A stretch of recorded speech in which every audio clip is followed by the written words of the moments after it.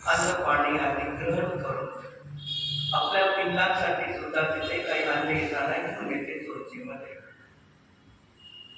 मग असं बराच दिवस त्याचा वेळ चाललेला आहे आणि पावसाळ्याच्या वेळेला आकाशामध्ये पांढरे निळे ढग तिला दिसले. त्या चिमणीने आकाशाकडे पाहिलं. तिला काय वाटलं, छान आहे, पांढरे पांढरे छान आहे, मऊ आहे, निळे आहे. तिला बरं वाटलं आणि तिने काय केलं, आपला मुक्काम झाडापासून उतरून आकाशामध्ये घेऊन गेली. थोडं बरं थंड आहे, पांढरं पांढरं थंड आहे, बरं वाटलं. थोड्या वेळाने जरा वारा सुटला. वारा सुटला कांद्याने ढग वितळू लागले. मग इकडे ढगावरून तिकडे, तिकडे ढगावरून तिकडे ते फिरू लागले. शेवटी काय झालं, आपल्या घरामध्ये तसंही व्यवहार पर्यायी आहे. ती तावत्काळ आपल्याला चांगली वाटते, पण ती सत्य शाश्वत नाही. म्हणून त्याचा आश्रय घेऊ नका. काय आश्रय घेऊ नका. एक नाही. दुसरं सांगितलं, निश्चय नयाने जो शुद्ध आत्मा आहे आपल्या प्रत्येकाच्या देहामध्ये, तो फक्त जाणणे पाहणे मात्र एकच कार्य करतो आणि पर्यायामध्ये बाकीचे सगळे विभाव भाव स्वभाव वर्णन ती सगळी पर्यायामध्ये होते. मग जो शुद्ध आत्मा आहे तो निष्क्रिय म्हणजे काही परिणाम होत नाही त्याच्यामध्ये, एक आपल्याकडे. आणि परिणाम कार्य पर्यायामध्ये होतं. म्हणून तिथे सांगतात की कार्य पर्यायामध्ये होतं, कार्य द्रव्यामध्ये होत नाही. द्रव्य स्वतःला जाणत नाही, द्रव्याला पर्याय जाणते. पण ज्याच्यामध्ये कार्य होतं त्याला महत्त्व म्हटलं गेलं, महत्त्व दिलं गेलं. मग पर्यायामध्ये जाणण्याचं कार्य झालं द्रव्याला. म्हणून पर्याय परिणमनशील आहे आणि द्रव्य अपरिणमनशील आहे. मग परिणमनशील पर्यायाच्या आश्रयाने पर्यायामध्ये निराकुट शांतता प्राप्त होत नाही आणि नित्य द्रव्याच्या आश्रयाने पर्यायामध्ये शांतता प्राप्त होते. म्हणून पर्यायाला जाणे तरी दुःख आहे. आपल्या पर्यायाला राग द्वेष मोह आदी जे परिणाम आहे त्याला जाणे तरी दुःख आहे. पुण्य परिणामाला जाणे तरी दुःख आहे. सांगतात, पाप परिणाम 10 तास झाले तरी दुःख वाटत नाही. पाप परिणाम 10 तास झाले तरी दुःख वाटत नाही. पुण्य परिणाम मर्यादाच्या पुढे गेले तर दुःख होतं. पुण्य परिणामामध्ये मर्यादाच्या पुढे गेलं तर दुःख होतं. तरी आपण मंदिरमध्ये विधान करतो 8 ते 11 ते काहीतरी टाइम दिला. मग तिथे पुण्य कार्य चाललंय नाही का, पापाचं कार्य चाललंय, पुण्य चाललंय. मग 11 ते 11:30 झाले, 12 झाले. पुण्य जास्त वेळ चालल्यानंतर आपुलता होते का सुख होतं? कुठे कुटुंबाचे सगळे लोक फिरायला गेलो, 10 तास फिरत आहोत, त्याने दुःख झालंय का? त्याचं पापामध्ये याला कधी दुःख वाटतच नाही 10 तास गेलं तरी. पण पुण्यामध्ये जास्त वेळ गेला तर याला दुःख होते. याचा अर्थ काय झाला, जीवाला पुण्य आवडत नाही, जास्त पाप आवडत. आणि ते परिचित आहे अनेकांना, ते परिचित आहे ते बरं वाटतं आणि ते अपरिचित आहे ते आपल्याला बरं वाटत. मग कसं येते आचार्य निश्चय न्यायाने ते कार्य परमात्मा आहे त्यांचं स्वरूप दाखवतात आणि व्यवहार न्यायामध्ये आपण आपण बहिरात्मा, जो बहिरात्मा आहे तोच अंतरात्मा होणार आहे, आणि जो अंतरात्मा आहे तोच परमात्मा होणार आहे, आणि जो परमात्मा झाला तोच परमात्मा राहणार आहे, दुसरा कोणी नाही. महावीराचा जीव मारीचीपासून सिंहाच्या पर्यंत बहिरात्मा होता, सिंहाच्या पर्यंत तोच अंतरात्मा झाला, महावीरामध्ये तोच परमात्मा झाला, जो परमात्मा झाला तोच अनंत काळापर्यंत परमात्मा राहणार आहे. मग हे सगळ्या अवस्था एकाच द्रव्याच्या असतात, अनेक भिन्न द्रव्याचे नसतात.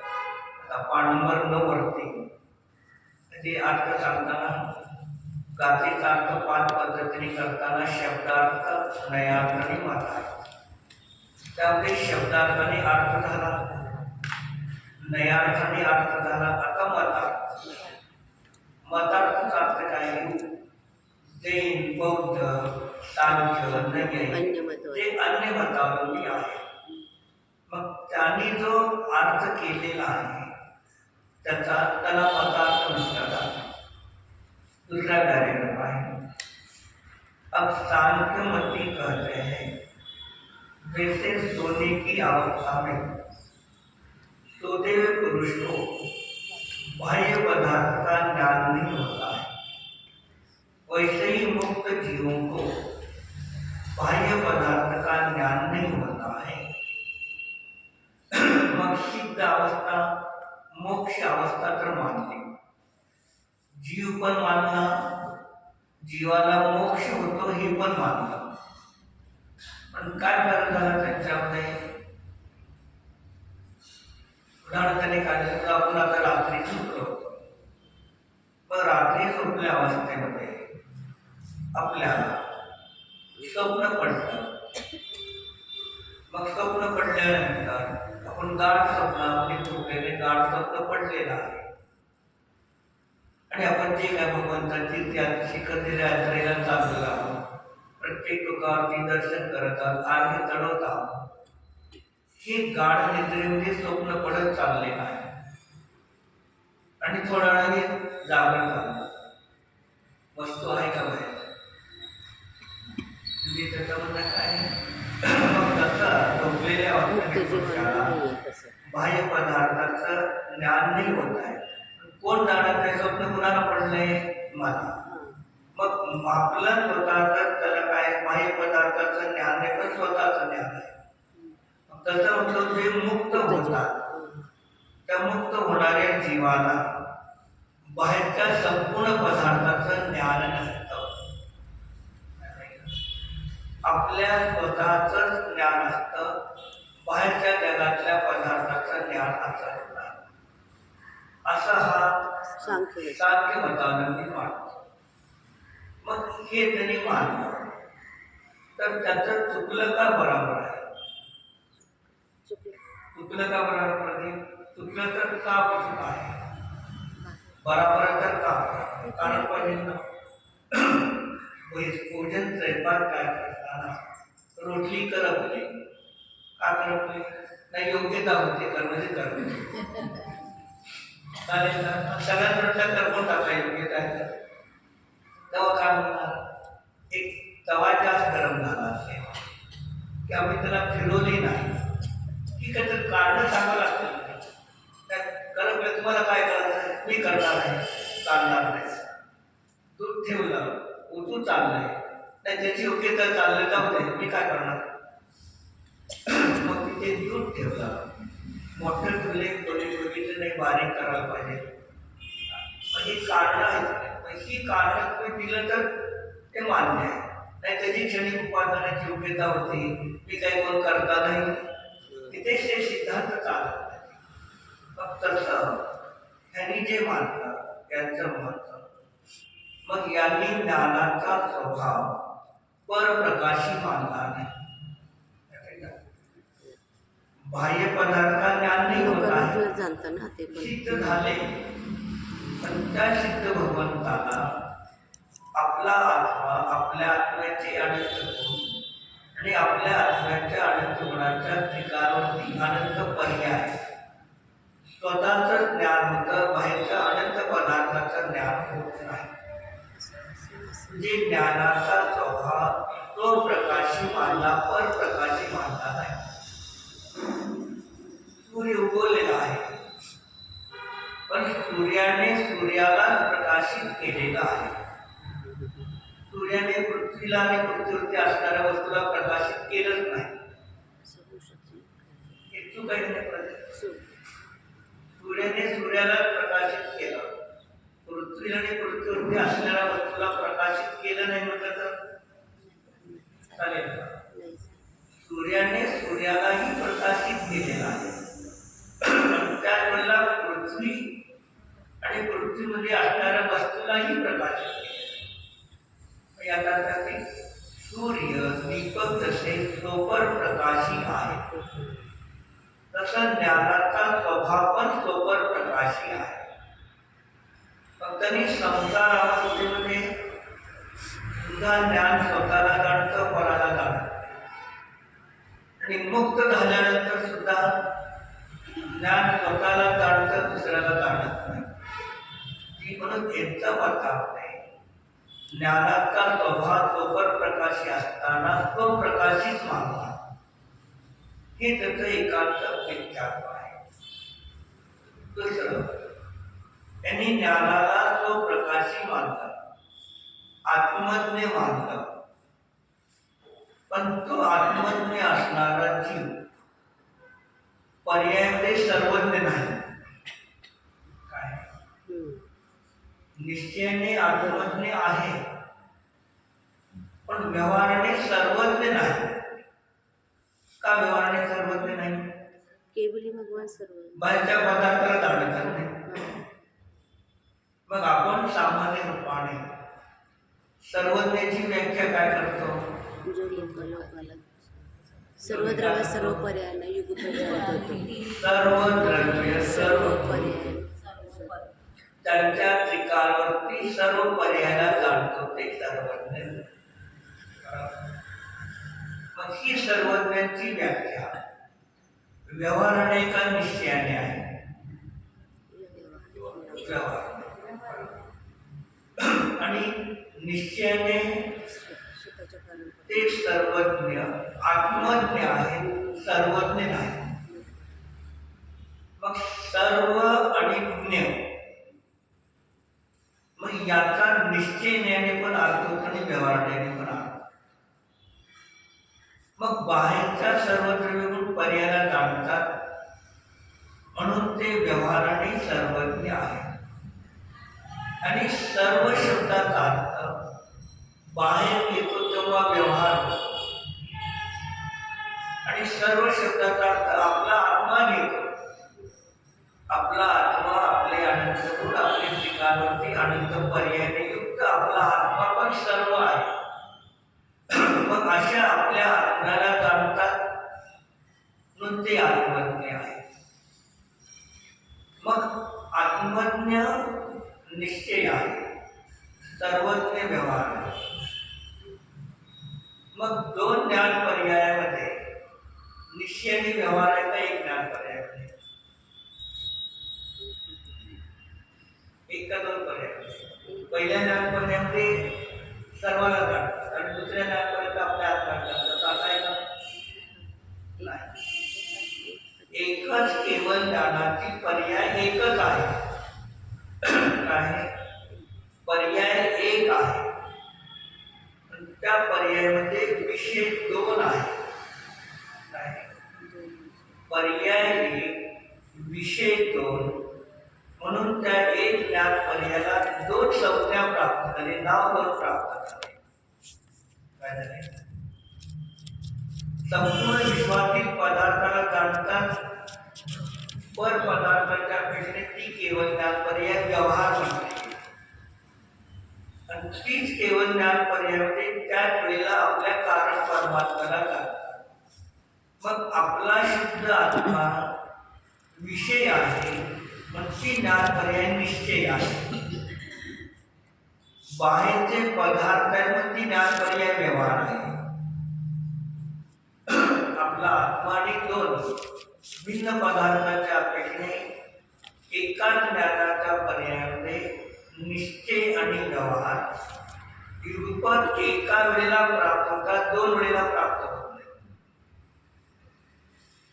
निश्चय आणि व्यवहार एकाच वेळेला एकाच ज्ञानाच्या पर्यायामध्ये दोन्ही युगपत असतात, भिन्न कालामध्ये नाही.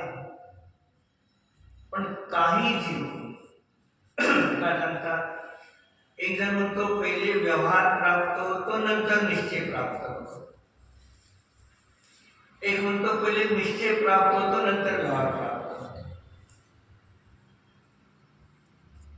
असा सिद्धांत नाही, असा सिद्धांत नाही. निश्चय आणि व्यवहार एकाच वेळेला दोन भिन्न पर्यायामध्ये नाही.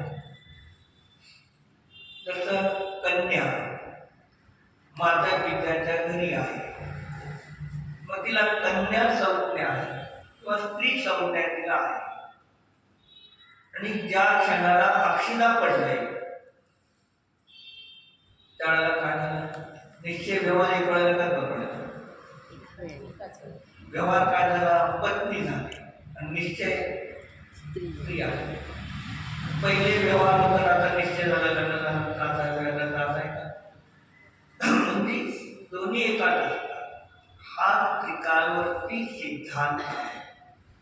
पण व्यवहारामध्ये शास्त्रामध्ये कधी सांगितलं जातं पहिले व्यवहार सम्यक दर्शन होतं नंतर निश्चय सम्यक दर्शन.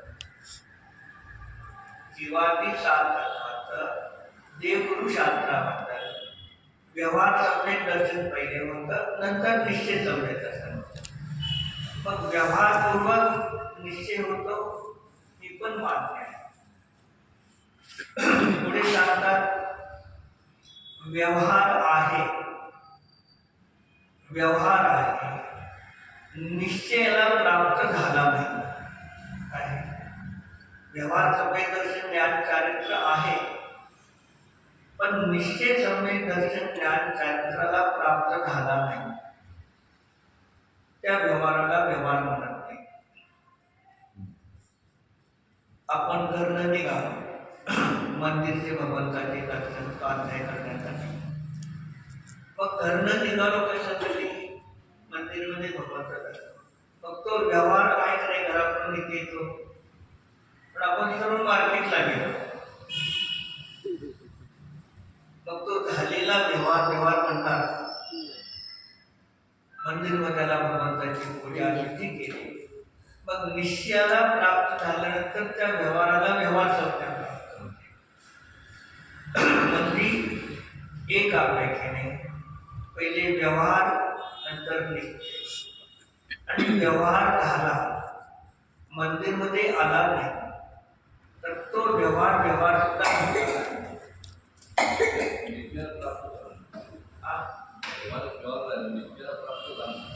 नाही, मग व्यवहार आणि कर्म निघालं मंदिरमध्ये आलं तर निश्चयाला प्राप्त झालं तर तो व्यवहार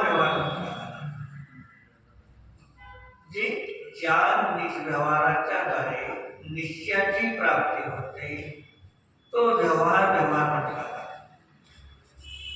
आणि व्यवहाराच्या द्वारे व्यवहाराची प्राप्ती होते, निश्चयाची प्राप्ती होत नाही, त्याला व्यवहार म्हटला जात नाही.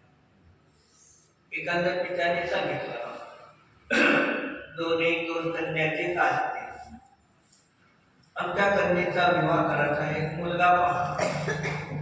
काय सांगितलं, कन्येचा विवाह करायचा, मुलगा पहा. त्यांनी विचारलं ठीक आहे मी बघतो, मुलगा कसा पाहिजे ते सांगितलं वडिलांनी. मध्यस्थी माणसाने तशा प्रकारे प्रयत्न करू लागला आणि त्यांना कसा पाहिजे तसा मुलगा त्यांना भेटला येते का.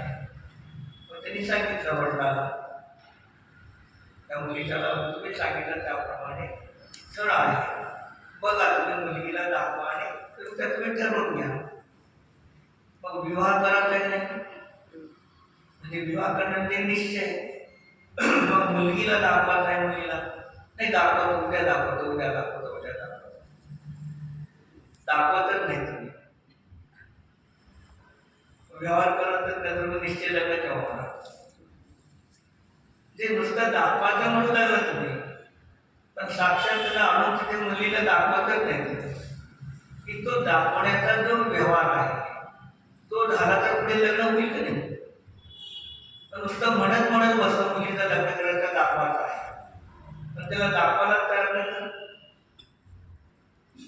समजा व्यवहार पण झाला, दोघांचे एकमेकांच्या पद्धतीने ठरलं नाही मला तुझी मुलगी करायची नाही, तो व्यवहार कामाचा नाही. मग ठरल्याप्रमाणे साखरपुडा झाला, जी काही पुढची क्रिया झाली तर त्या व्यवहाराला महत्व आहे. पण व्यवहाराशिवाय निश्चय होत नाही हा सिद्धांत आहे. जे जे निश्चयाला प्राप्त झाले ते व्यवहाराशिवाय झालेच नाही, पण जे जे व्यवहारामध्ये राहिले ते ते निश्चयाला प्राप्त होतील असा नियम नाही आहे. जे जे व्यवहाराला प्राप्त झाले ते निश्चयाला प्राप्त होतील असा नियम नाही. पौर्णिमेचा दिवस आहे, ते लहान बाळाला 4-5 वर्षाच्या बाळाला आईने सांगितलं आज पौर्णिमा आहे, मी तुला आकाशामध्ये संध्याकाळी चंद्र दाखवतो. पण मुलाला सकाळी लहान करून विसरून गेलो. मग रात्र झाली, मुला एकदा दाखवायचं बाई बाई मला चंद्र दाखवतो म्हणजे काय झालं, अरे विसरूनच गेले. ते विसरलं नाही पण आपण विसरून गेलो. बरं ठीक आहे चल म्हणता वरती गच्चीवरून गेलो. ते बघ माझ्या पोटाला काय प्रतीक तुला बघायचं पोटाला माझ्या आई का म्हणते पोटाला. तर मुलगा काय करतो पोटाला, चंद्र दिसेल बोट झाला व्यवहार, तो चंद्र दाखवतो. मग आपण बोटालाच बघत बसतो, पण त्या आईने चंद्र दाखवला. चंद्राला पाहिल्यानंतर त्या बोटाचा व्यवहार म्हटला आणि नुसतं बोटच बघत होते मला चंद्र दिसतच नाही दिसत नाही.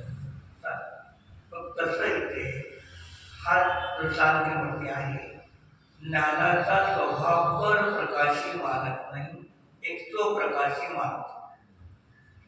दुसरं निश्चयाने आत्मज्ञ मानतो, मोक्ष मानतो, पण व्यवहाराने सर्वज्ञ मानत नाही.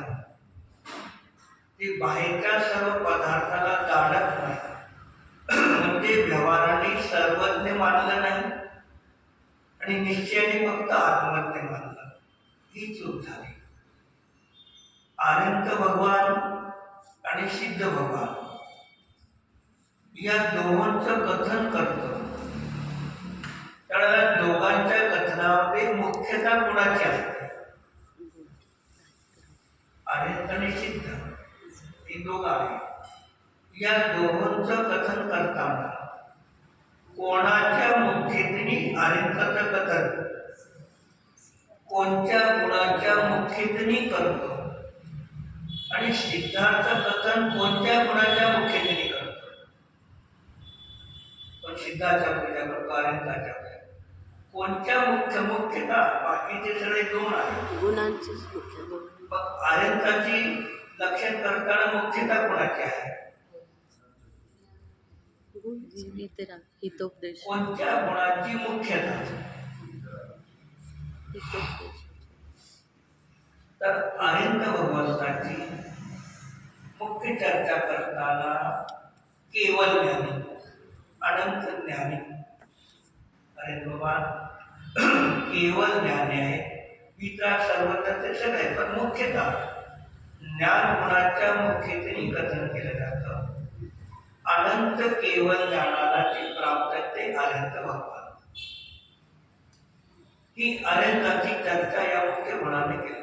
ज्ञानाच्या अनंत केवळ ज्ञान जी आहे त्या अनंत केवळ ज्ञान गुणाच्या मुख्यतेने चर्चा केली जाते. सिद्ध भगवंताची चर्चा मुख्य रूपाने कोणत्या गुणाच्या अपेक्षेने केली जाते,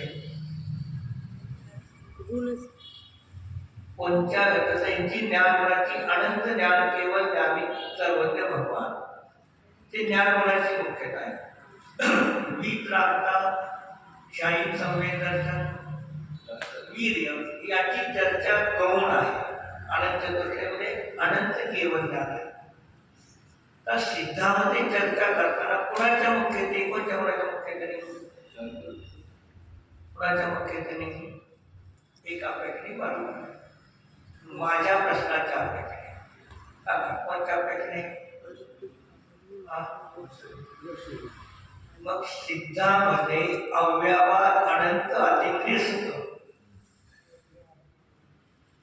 अव्यवहार अनंत त्याला तिथं खाली मूर्ती आहे टेबलाच्या खाली तिथं खालच्या दगडात मूर्ती आहे म्हणून जरा थोडं मागे जे सिद्धाचं वर्णन करताना अव्यवहार अनंत अतिंद्रिय सुखाच्या मुख्यतेने वर्णन केलेलं आहे. अव्यवहार अनंत अतिंद्रिय सुखाला जे प्राप्त आहे ते सिद्ध भगवान आहे. म्हणजे अनंताची केवळ ज्ञानाच्या मुख्यतेने सिद्धाच्या अव्यवहार अनंत अतिंद्रिय सुखाच्या अपेक्षेने मग अनंताचं अनंत ज्ञानाचं गट अनंत सुख आहे आणि सिद्धामध्ये पण अनंत केवळ ज्ञान आहे. मग त्यांच्या सुखाला अव्यवहार सुखा आणि अनंत सुखा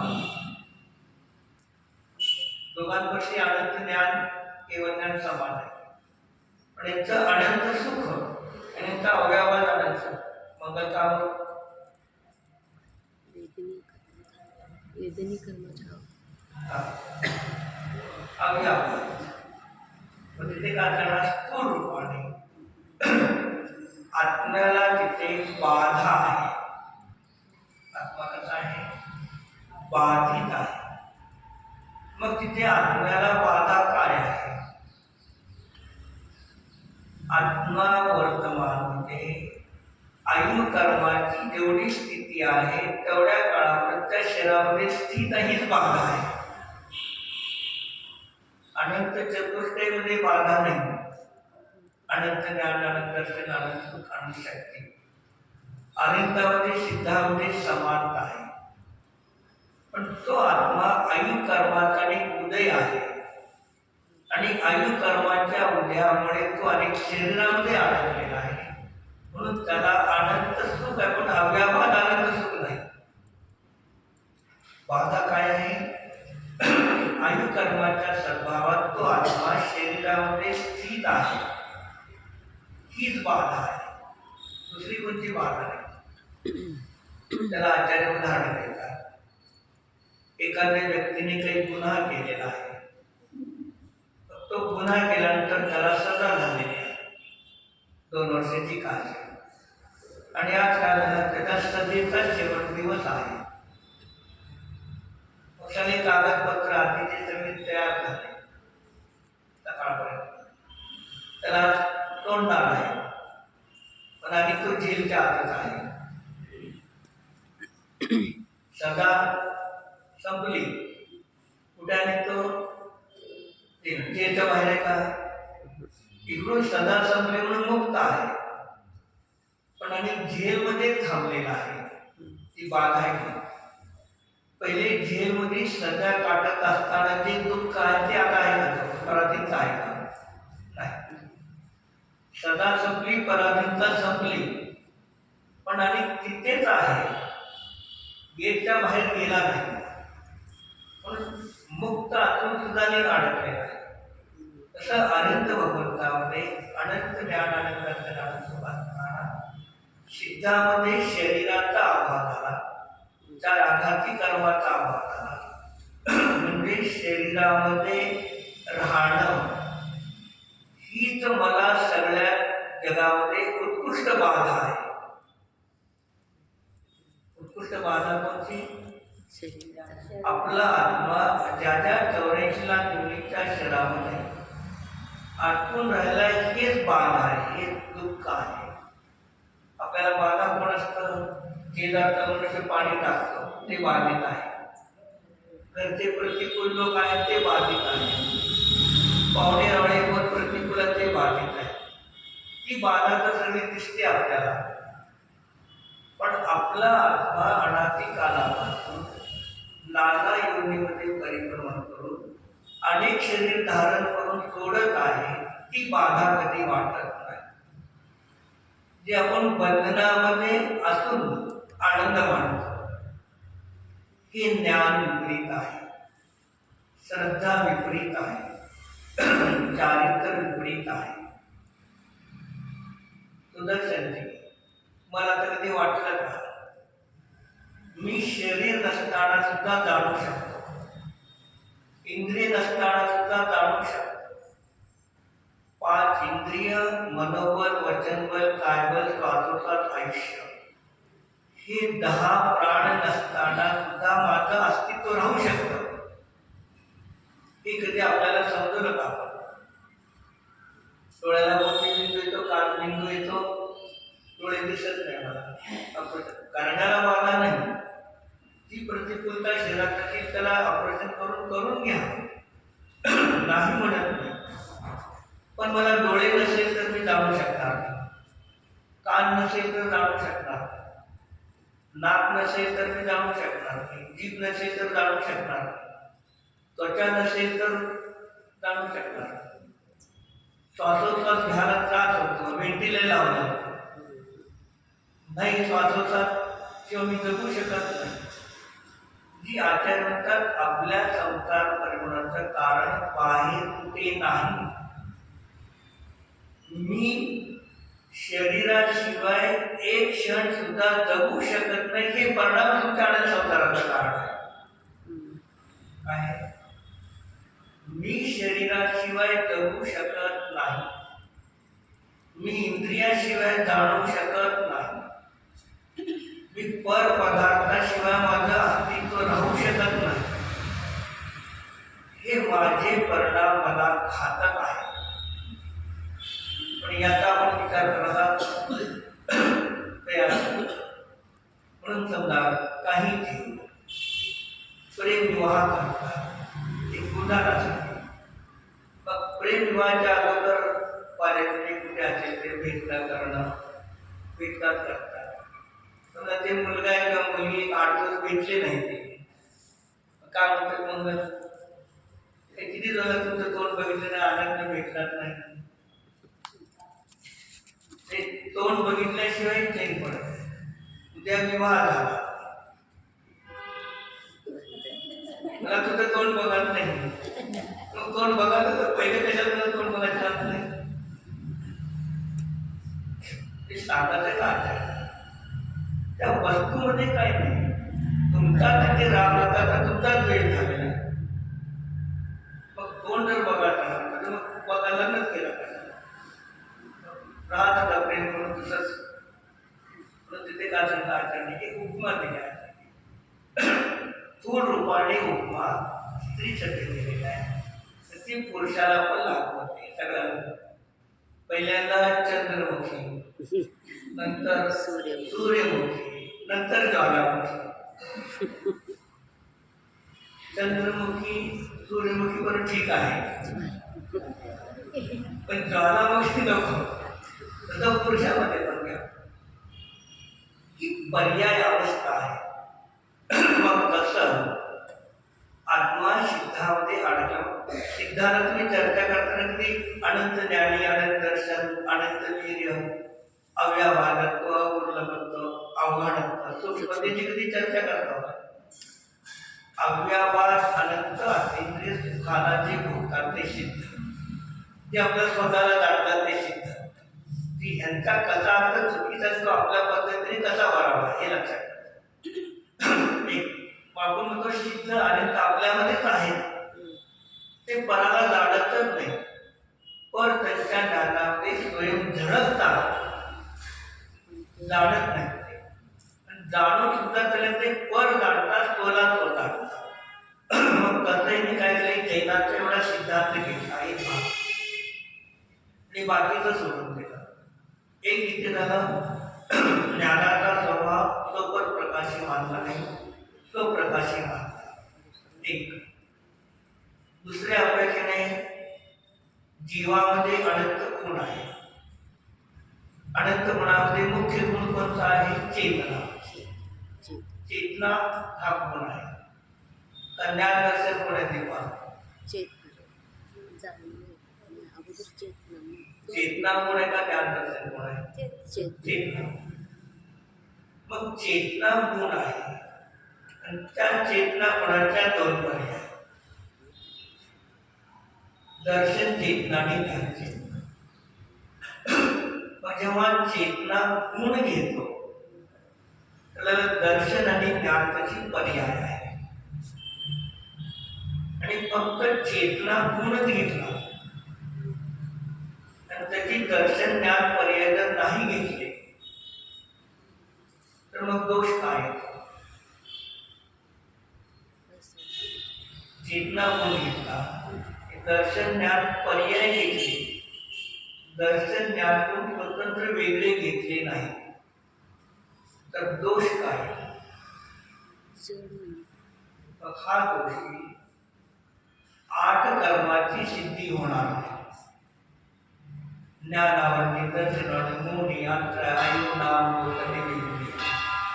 मग 7 कर्माची सिद्धी होईल, 8 कर्माची सिद्धी होणार नाही. आणि 8 कर्माचा नाश करून सिद्ध होतात ते तुमचं सिद्धांत सिद्ध होणार. म्हणून म्हणतात की चेतना गुण घेतो त्याला दर्शन आणि ज्ञान पर्याय घेतले आणि दर्शन आणि ज्ञान गुण घेतो तेव्हा त्याचे 12 पर्याय दाखवले. दर्शन आणि ज्ञान गुण घेतो तेव्हा त्याच्या 12 पर्याय दाखवल्या. दर्शनाचे 4 आणि ज्ञानाचे 8. चक्षुदर्शन, अचक्षुदर्शन, अवधिदर्शन, केवळ दर्शन. हे दर्शन गुणाच्या 4 पर्याय.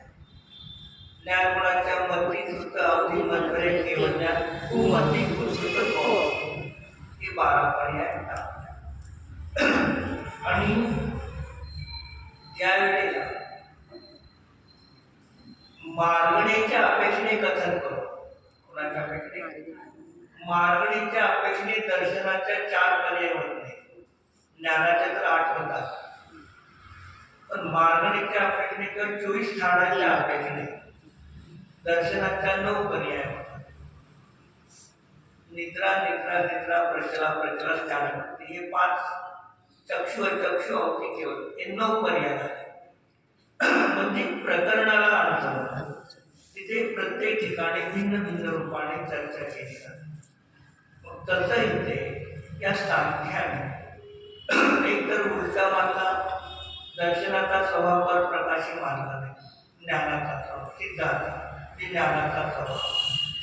दुसरी गोष्ट झाली त्यांनी जे मुक्त झाले ते स्वला जाणतात, पराला जाणत नाही. मग त्यांनी सर्वज्ञ सिद्ध अवस्था दर्शन उपयोगाची पर्यावरणी ज्ञानोपयोगाची मानली नाही.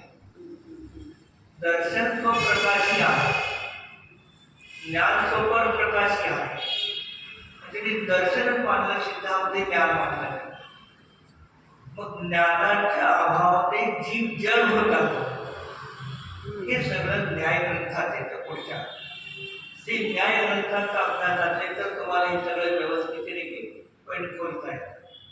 ही त्यांची दाटण्याने जोड झाली. पुढे सांगतात ऐसे जो सिद्ध दशा में ज्ञान का अभाव मानते हैं उनके प्रति बोध के लिए 3 जगत 3 कालवर्ती सब पदार्थ को एक समय में भी जानता है, अर्थात जिसमें समस्त लोक अलोक को जानने की शक्ति है.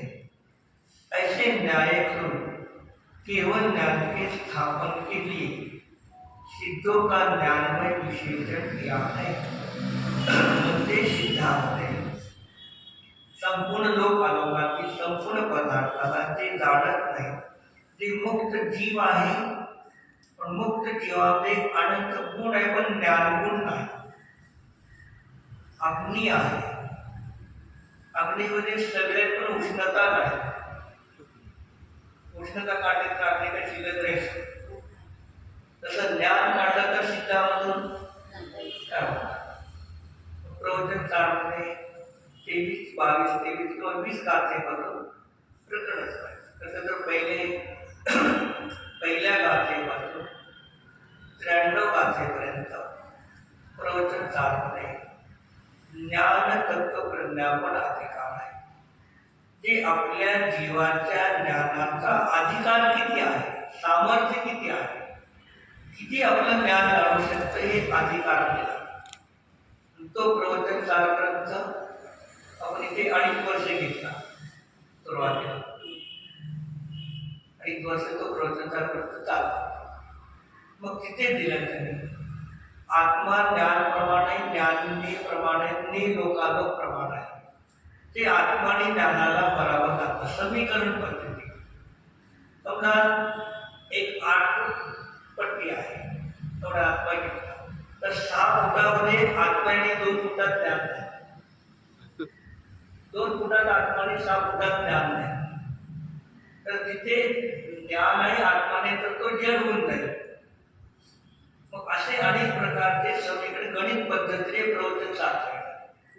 मग तसंही ज्ञान मानत नाही तर आत्मा सिद्धालयामध्ये जड आहे, जड माने. तुमचा पुष्कळ लोकांना प्रश्न आहे, सिद्धालयामध्ये जाऊन काय करत आहे? सिद्धालयात काय तिकडे खायला मिळतं, पाला मिळतं, करायला मिळतं, लोकांचे बोलणं मिळतं. मग सिद्धापाशी पोरण नाही तर जाऊन काय करायचं? आणि जड पण आम्हाला सिद्ध अवस्था लागतो. जी आपल्या मनामध्ये धारणा कशा विरुद्ध कल्पित असतात. म्हणून सिद्धालयामध्ये जायचा हे कधीच विचार करू नका. सिद्धालयामध्ये जायचा विचार करू नका. विदेह क्षेत्रात जायचा विचार करू नका. काय म्हणजे सिद्धालयामध्ये जायचं नाही, विदेह क्षेत्रामध्ये जायचं नाही, हे पहिले निश्चित करा. तुम्हाला विदेह क्षेत्रामध्ये जायचं तर मिथ्याचा जावं लागेल, सम्यक्तासहित जाता येत नाही. विदेह क्षेत्रात जायची ज्यांना भावना आहे आणि भावना करा. पण कर्मभूमीतला मनुष्य म्हणून कर्मभूमीत जन्मताना मिथ्याचाशी जावं लागतं, सम्यक्ताशी जाता येत नाही. एक गोष्ट. विदेह क्षेत्रात समजा तुम्ही भावना केली, निदान मानलं आणि त्याचा उदय आला, तुम्ही विदेह क्षेत्रामध्ये उत्पन्न झाला. पण विदेह क्षेत्रामध्ये एखाद्या छोट्याशा गावात उत्पन्न झाला का? दर्शन नाही. आर्यन भगवान 5,000 लोक लाभ आहे. क्षेत्र तर मिळालं पण आनंद मिळणार नाही. विदेह क्षेत्रामध्ये मिथ्यात्वासहित जावं लागतं आणि मातेच्या गर्भामध्ये 9 महिने राहावं लागतं. तिथून परत मोठे झाल्यानंतर मग तेव्हा मिळते त्याच्यामध्ये सांगता येत नाही. इथून सम्यक्तच एक देवगती जाऊ अंतर्मुखता तुम्ही विदेह क्षेत्रात जाऊन दर्शन करू शकता. सम्यक दर्शन मला पाहिजे, बाकीचं क्षेत्र कोणतं नाही पाहिजे. तर ते महाराजांची सवयता तिची नाही. एक सवयता जर तर समोर कोणत्या गाते चैतन्याचे कुठे दिलेलं आहे तर हे तुम्हाला बघायचं असेल तर 130 गाथा जैशीन आचार्याची टीकेमध्ये हे त्यांनी दिलेलं आहे. 130 का? 130 सवयता 130 ना? 130 जैशीन आचार्य टीका किती या मनुष्य भावामध्ये सम्यक वरून देवगतीमध्ये जातो आणि त्या ठिकाणी गेल्यानंतर तो उत्कृष्ट देवगतीमध्ये उत्पन्न होतो आणि मिळालेली देवगतीची वैभव संपत्ती याला वाढलेल्या गवताप्रमाणे मानून पंचमहाविदेह क्षेत्रामध्ये जातो. किती अंतर्मुक्त फक्त आणि तो हे ते समोशन ते सर्वज्ञ भगवान हे वेदावेद रत्नत्रया धारण करणे गंधरादी देव. सम्यक तो सहित गेल्यानंतर देवगती अंतर्मुखता तुम्ही विदेह क्षेत्रामध्ये जाऊ शकता. तिथे सम्यक करून मिथ्यात्वात जाऊन तुम्ही जाता याची गॅरंटी नाही. म्हणून विदेह क्षेत्र मागू नका. जेव्हा मोक्ष होणार तेव्हा विदेह क्षेत्र किंवा कोणते क्षेत्र चतुर्थ काळातच उत्पन्न मोक्ष होणार आहे. ठीक आहे. सिद्धालयामध्ये जायचं नाही. निगोदीहून सिद्धालयामध्ये जाऊन त्याला उपयोग नाही. मला सिद्धालयामध्ये पण जायचं नाही आणि विजय क्षेत्रात जायचं नाही. मला सम्यक दर्शन प्राप्त करायचं आहे, आत्म्याचं ध्यान करायचं आहे, मोक्ष मार्गस्थ व्हायचं आहे. मग सम्यक दर्शन सहित निमाणे तुम्ही देवगतीलाच जाणार. सम्यक्त्वाच्या अगोदर मनुष्य गती, तिर्यंच गती आणि नरक गती. सम्यक्त्वाच्या पूर्वी या 3 गतीपैकी एक गतीचा बंद केला आणि नंतर तुम्ही क्षोक्षम सम्यक दर्शन प्राप्त केला. औषधीचा काळ तर थोडा आहे. मग क्षोक्षम सम्यक दर्शन प्राप्त केला, पहिले गती बांधली, सम्यक दर्शन प्राप्त केला. त्यापुढे तुम्हाला देवात जाणार का नाही? सम्यक दर्शन प्राप्त केलं, पहिले गती बांधली, नंतर सम्यक दर्शन प्राप्त केलं. पुढे जाणार होता स्वर्गात जाणार नाही. गती बांधली तिथं जाऊ. म्हणजे मग मिथ्यात्वामध्ये 3 देव सोडून बाकीच्या 3 गतीचा बंद केला. नंतर क्षोक्षम सम्यक दर्शन प्राप्त केला. मरण्याच्या अंतर्मुख पहिले क्षोक्षम सम्यक दर्शन सुटणार, मिथ्यात्व जाणार आणि मिथ्यात्व 3 गतीपैकी एका गतीत जाणार. आणि मिथ्यात्व अवस्थेमध्ये गती बंद केला नाही, सम्यक दर्शन प्राप्त केलं. गती बंद केला तर देवगतीला जाणार, 3 गतीला जाणार. आणि राजाने पण गती बंद केला, नंतर क्षयिक सम्यक दर्शन प्राप्त केला. जी गती बंद करून सुद्धा तुम्हाला सम्यक दर्शन प्राप्त करण्यासाठी बाधा आहे. नरक गती बंद, क्षयिक सम्यक दर्शन प्राप्त केलं, नरक गती से तीर्थंकर प्रकृती बांधली. काय गती बंद, नरक गती. मग नरक गती बुद्धिमान आयुष्य मनुष्य, गती बंद नरक, आणि बुद्धिमान मनुष्य आहे नरक गतीचा बंद करून क्षयिक सम्यक दर्शनी प्राप्त करणे तीर्थंकर प्रकृती बांधली. जी गती बंद झाल्यानंतर सुद्धा मला सम्यक दर्शन प्राप्त करण्यासाठी तीर्थंकर प्रकृती बांधण्यासाठी गती बाधक नाही. कारण काय? प्रत्येक गुण भिन्न आहे, प्रत्येक गुणाची पर्याय भिन्न आहे. मग सम्यक दर्शन श्रद्धा गुणाची पर्याय आहे, गती निर्गती तो गुणाची पर्याय आहे. म्हणजे गती बांधून सुद्धा कालेवावी गेलं ते कालेवाली आवडतात. मी सांगतो जर ऐका. काय म्हणलं मी सांगितलं नाही. आम्ही आमच्यामध्ये आम्ही सांगतात आम्ही आजच बाहेर आम्हाला काही माहीतच नाही. जागते राहू, भगवंताच्या समोर जा. नंतर रात्री लवकर झोपायला शिका आणि लवकर उठायला शिका. त्याला जरा द्या भरपूर, त्या भरपूर दिलं तर ते भरपूर वेळेवर झोप येतं, उठलं सकाळपर्यंत झोप येत नाही. जिथे जागाचा तिथे झोपू लागलो आणि जिथे झोपाचा तिथं पण जातो. हीच आपल्या संसाराची विचित्रता आहे. म्हणजे नरक गती बांधून क्षयिक सम्यक दर्शन प्राप्त करून तीर्थंकर प्रकृती बांधता येते, एवढं तुमच्यामध्ये सामर्थ्य आहे. पण पुरुषार्थ करून तुम्ही जर केला तर, नसेल तर 2000ची नोट, 1000ची नोट, 500ची आपल्यापाशी आहे, विजय होईल. आता ती 2000 1000ची नोट आहे. घरामध्ये भांडण झाले, गॅसवरती